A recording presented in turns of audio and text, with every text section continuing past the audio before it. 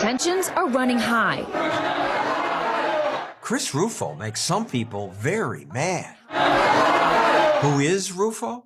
He's a journalist who once made documentaries for PBS about things like baseball in China and poverty in America. Seems like poverty is kind of like a really mean disease. But then his poverty research brought him odd leaks from government poverty workers.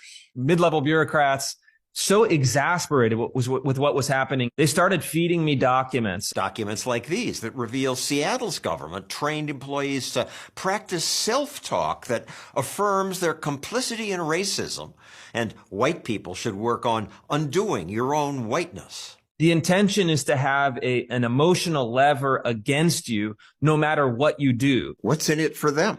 Why do it? Career advancement, and then cultural and emotional power over others. He says today's so-called diversity training is based on the obscure academic specialty critical race theory.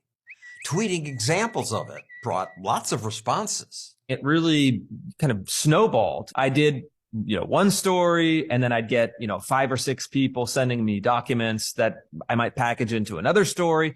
And then suddenly it was 100 people and 1,000 people. He learned that DEI officials at the University of Texas had issued a language guide that recommended using the word women spelled WIMMIN in order to not use the word men. After Rufo publicized that, the university removed its language guide. What are these people doing? To the point where they have time to be policing language and replacing words with total absurdities. A worker at Sandia Labs, the big defense contractor, sent Rufo Sandia's new hiring rules. At least one qualified woman and a qualified minority must be interviewed.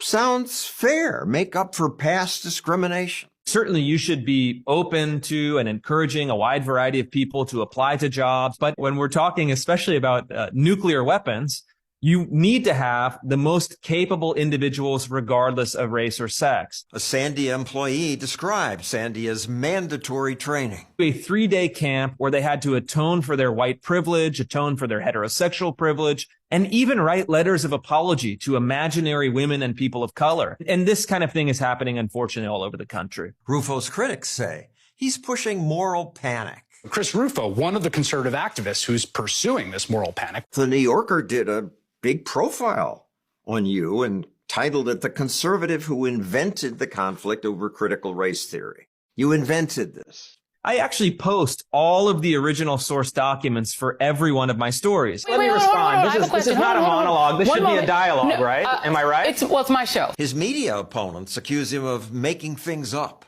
You made up your own thing, bro. You made up your own thing. It's so shameful when it's exposed to the sunlight that they've engaged in these accusations as a form of denial. DEI departments do tell workers, be less white. All 100 of the Fortune 100 companies have DEI bureaucracies. It's seen as second nature to, for example, endorse Black Lives Matter, a left-wing kind of racial activist organization that was responsible for rioting, violence. But if you were to say, I'm pro-life and I want to have a pro-life message in a corporate setting, it would be shut down immediately. You would certainly be at risk of ostracization, maybe even losing your job. Why are only one set of narratives and political ideologies allowed? Because America's history of slavery and oppression is just so bad. But that's also based on a lie. Of course, slavery is an abominable historical legacy in the United States, but the record of the United States on slavery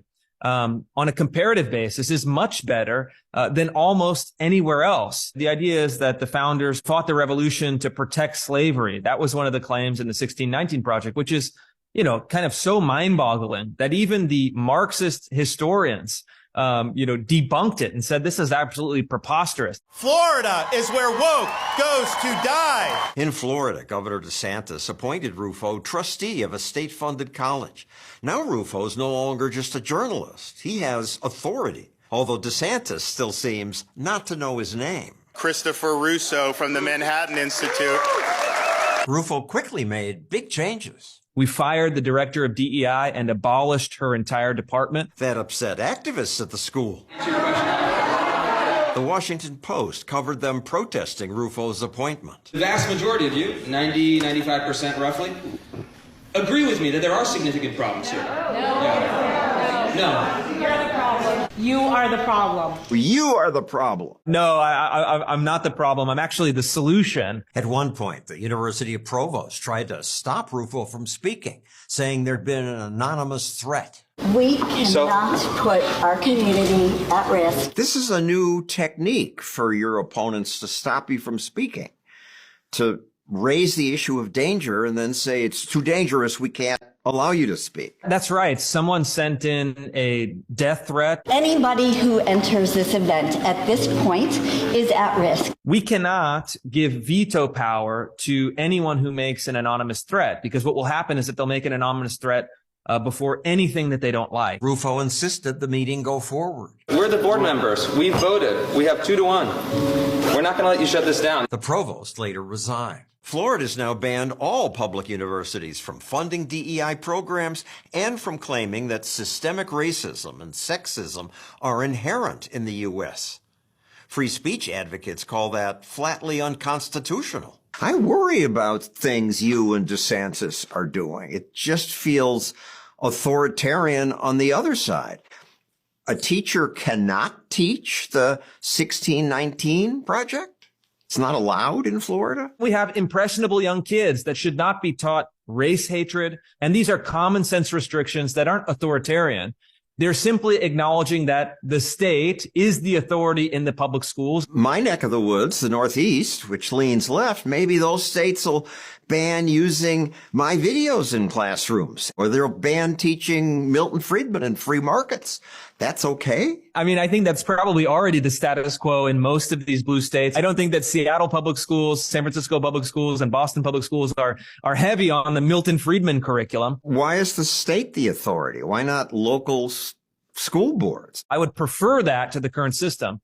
But the fact is that that's not the status quo in any of the 50 states. You don't worry that in the future, the new Florida governor will just flip these things and require teaching of critical race theory? Of course I worry about that. But that's what democracy is for. That's what politics is for. Really? That's what politics is for? Curriculum changes every election? I think we're better off if politicians butt out. Give power back to parents with school choice. Then parents can decide whether they want their kids to focus on the 1619 project or what Rufo prefers. Reading Aquinas, the founders, Lincoln, Frederick Douglass. Rufo supports school choice, but today most parents have no choice.